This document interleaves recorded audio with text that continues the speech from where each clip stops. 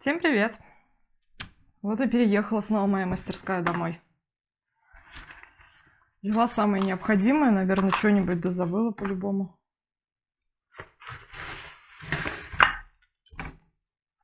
Буду пытаться шить кошелек.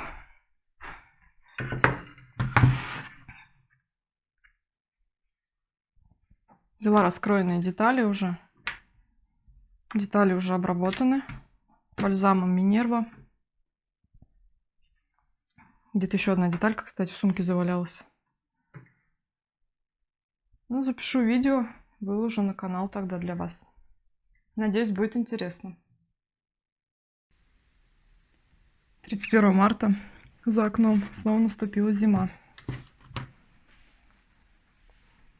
Так, сейчас разложимся. Нитки для кошелька. Вот теперь так будет выглядеть на ближайшую неделю, пока идет карантин, мое рабочее место. Но самое основное, что в итоге я забыла, это зеленый мат для раскроя. Так что придется вот работать только на доске и на кусочки на пеньке. Приступаю тогда шить. Как видео будет готово, так выложу на канал. До встречи!